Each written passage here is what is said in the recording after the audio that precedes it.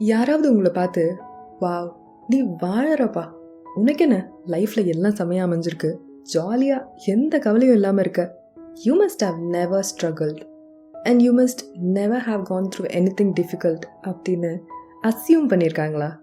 உங்கள் லைஃப்பில் எவ்வளவோ விஷயங்கள் நடந்திருக்கும். அது எல்லாத்தையும் கடந்து வர்றதுக்கு எவ்வளவோ பாடுபட்டிருப்பீங்க, மென்டலி, இமோஷ்னலி, ஃபிசிக்கலி.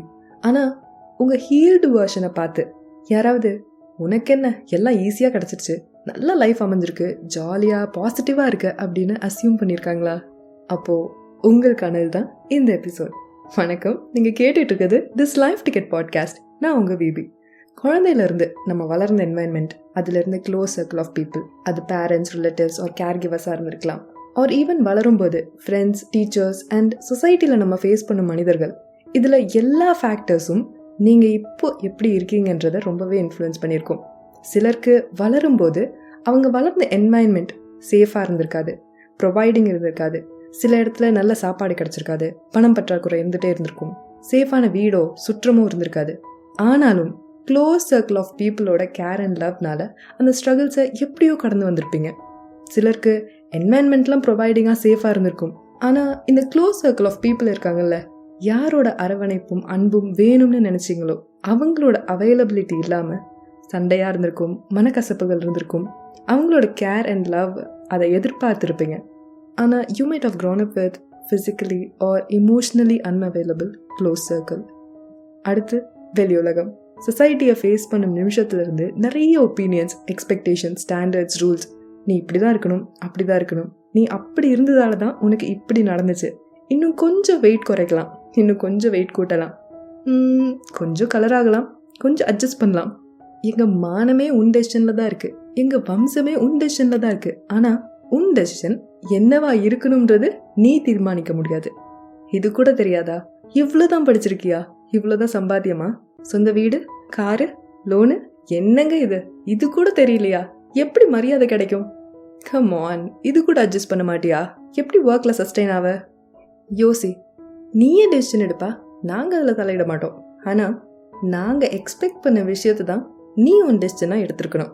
இல்லாட்டி you will face rejection, pressure, abuse. We'll act like we have never ever loved you and you never deserved or love. முன்னாடி சொன்னதெல்லாம் கொஞ்சம் தாங்க. நம்ம ஒருத்தர் லைஃப்பையும் புரட்டி பார்த்தா எவ்வளவோ வித்தியாசமான ஸ்ட்ரகிள்ஸ் இருந்திருக்கும். எப்போ தான் நான் எனக்கு பிடிச்ச மாதிரி இருப்பேன், எப்படா நான் நல்லா இருப்பேன், எப்போ நான் சேஃபாக உணர்வேன், எப்போ எனக்கும் இந்த உலகத்தில் லவ் அண்ட் கேர் கிடைக்கும்னு ஏங்கும் நாட்கள் போய் இப்போ அது எல்லாத்தையும் எப்படியோ தாண்டி வந்திருப்பீங்க, ஆர் கடந்து வர்றதுக்கு முயற்சிகள் பண்ணிட்டு இருக்கீங்க. இந்த ஜேர்னியில் உங்கள் கேரக்டர் மாறி இருக்கும். ஒரு விஷயத்துக்கு எப்படி ரியாக்ட் பண்ணுறீங்கன்ற உங்கள் பிஹேவியர் மாறி இருக்கும்.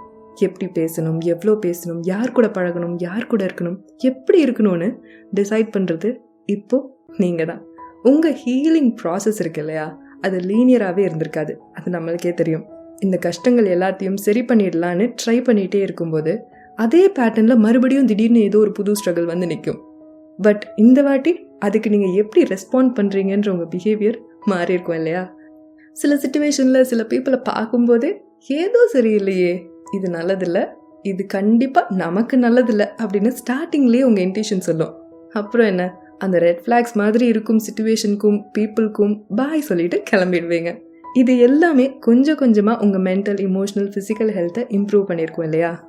அப்படி உங்கள் இம்ப்ரூவ்டு வேர்ஷன், உங்கள் ஹீல்டு வேர்ஷனை பார்க்கும் பீப்புளுக்கு, வாவ் எப்படி நீ இவ்வளோ ஹாப்பியாக ஹெல்த்தியாக இருக்க, எல்லாருக்கும் உன்னை பிடிச்சிருக்கு, உன்ன மாதிரி லைஃப் வாழணும்ப்பா, நீ எந்த கஷ்டமும் படாமல் வளர்ந்துருப்பல அப்படின்னு அஸ்யூம் பண்ணி பேசும்போது, அடிங்கு யார்கிட்ட, நான் யார் தெரியுமா, பாம்பேயில் நான் என்ன பண்ணிட்டு இருந்தேன் தெரியுமா, உங்கள் ட்ராமாஸ், உங்கள் ஸ்ட்ரகிள்ஸ், அதுலேருந்து வெளிவர நீங்கள் எடுத்த ஸ்டெப்ஸ், அப்போது பீப்புள் கிட்ட இருந்து ஃபேஸ் பண்ண ரிஜெக்ஷன், அப்யூஸ் எல்லாத்தையும் சொல்லணும்.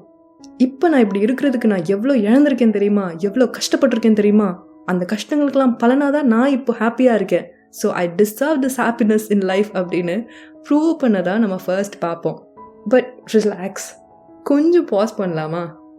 ஏன்னா நம்மளை பார்த்து யாராவது நீ ஹாப்பியாக இருக்கல, ஜாலியாக எந்த கஷ்டமும் படாமல் வளர்றல அப்படின்னு சொன்னால் டக்குன்னு டிஃபென்சிவ் ஆகி, நான் ஒன்றும் சும்மா ஹாப்பியாக வாழலை, ஐ டிசர்வ் திஸ் ஹாப்பினஸ், ஏன்னா நான் இந்தந்த கஷ்டங்கள், ட்ராமாஸ்லாம் அனுபவிச்சிருக்கேன் அப்படின்னு ப்ரூவ் பண்ணும் அப்படின்னு ஓவர் எக்ஸ்பிளைன் பண்ண தான் நம்ம பார்க்குறோம். பட் அவங்க அசியூம் பண்ணிக்கட்டுமே.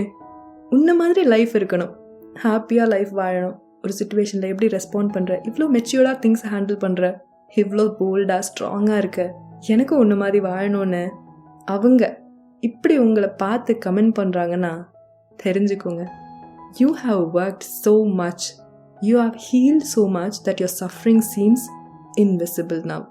உங்கள் ஸ்ட்ரகிள்ஸை தாண்டி எவ்வளோ தூரம் பயணித்து வந்திருக்கீங்கன்னு பாருங்கள். இது மனசுக்குள்ளே எல்லாத்தையும் மறைச்சி வச்சுட்டு வெளியே சிரிச்சுட்டே இருக்கிறது இல்லைங்க. You have genuinely worked so hard on your mental, emotional and physical wellbeing. இது உங்கள் டிரான்ஸ்ஃபர்மேஷன், உங்கள் ஹீல்டு பார்ட் ஆஃப் லைஃப்பை பார்த்து அவங்க கமெண்ட் பண்ணுறாங்க. இது கொண்டாடப்பட வேண்டிய விஷயம் இல்லையா? Why should we be defensive? முதல் விஷயம், not everyone deserves to hear your story. ஒருத்தவங்களுக்கும் அவங்கவுங்க ஸ்ட்ரகிள்ஸ் பெரிய விஷயமாக தான் இருக்கும், அதுதான் உண்மை. யாரோட லைஃப்பையும் கம்பேர் பண்ண முடியாதுன்னு சொல்கிறோம்ல. ஒரே வீட்டில் ஒரே மாதிரியான என்வாயன்மெண்ட்டில் ஒரே அம்மா அப்பாவாக கொண்ட 2 குழந்தைங்க, ஃபர்ஸ்ட் குழந்தைக்கும் 2வது குழந்தைக்குமே எவ்வளோ டிஃப்ரென்ஸ் இருக்குல்ல. I deserve to have this happy, healthy life because I have faced so and so struggles and worked hard to heal from it. நீங்கள் உங்கள் ஸ்டோரியை ஷேர் பண்ணும்போது இதெல்லாம் ஒரு ஸ்ட்ரகிளா, நான் உன்னை விட அதிகமாக ஸ்ட்ரகிள் பார்த்துருக்கேன் அப்படின்னு டக்குன்னு கமெண்ட் சொல்ல இங்கே நிறைய பேர் இன்னும் இருக்காங்க. They'll try to diminish your achievements to feel better about their own lack of growth. அடுத்து உங்கள் பவுண்ட்ரிஸ். நான் இப்போ நல்லா இருக்கேன்னா அதுக்கு நிறைய ஒர்க் பண்ணேன், செல்ஃப் அவேர்னஸ், அக்செப்டன்ஸ் வளர்த்துருக்கேன், என் ட்ராமாஸ்லேருந்து ஹீல் ஆக நிறைய ஒர்க் பண்ணேன்னு உங்கள் லைஃப்பில் நடந்த இன்ஸ்டன்ஸ், அதோட லேர்னிங்ஸ் அண்ட் அச்சீவ்மெண்ட்ஸை ஷேர் பண்ணும்போது அதில் சில வல்னரபிளான மொமெண்ட்ஸ் இருக்கலாம்.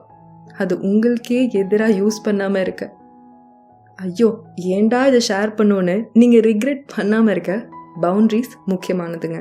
ஸோ நீங்கள் யார்கிட்ட எப்போ எந்த பர்சனல் விஷயத்தை ஷேர் பண்ணுறீங்கன்னு தெரிஞ்சுக்கோங்க. Over sharing with someone who has bad intentions is not good for you.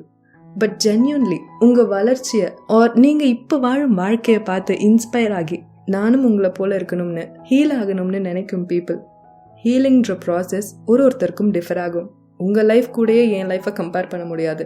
ஆனால் உங்கள் லேர்னிங்ஸ் எனக்கு என்னோட ஹீலிங்க்கு கைட் பண்ணலாம் அப்படின்ற தெளிவோடு இருப்பாங்க.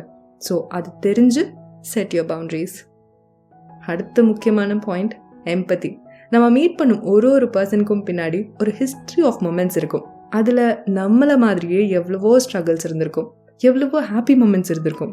So be compassionate and understanding. உங்களை அண்டர்ஸ்டாண்ட் பண்ணிக்க முடியாத, உங்கள் ஸ்ட்ரகிள்ஸ் பற்றி தெரியாமல் உங்கள் அச்சீவ்மெண்ட்ஸை பற்றி அசியூம் பண்ணி கமெண்ட் பண்ணும் பீப்புள்கிட்ட உடனே டிஃபென்சிவாக இருக்காமல் இருக்கலாம். ஃபைனலி, உங்கள் சஃபரிங்ஸ் மற்றவங்களுக்கு இன்விசிபிளாக இருக்குது, உங்கள் achievements and happy moments and healthy life தான் அவங்களுக்கு தெரியுதுன்னா எங்கே இருந்து எவ்வளோ விஷயங்களை கடந்து வந்திருக்கீங்கன்னு, உங்கள் ஹீல்டு வேர்ஷனை நீங்கள் மட்டும் இல்லை மற்றவங்களும் ஃபீல் பண்ணுறாங்கன்னு தெரிஞ்சுக்கோங்க. It definitely has to be celebrated. You have grown. You have transformed. You have every right to be happy. அதை நீங்கள் யாருக்கும் ப்ரூவ் பண்ணணுன்னு அவசியமே இல்லை.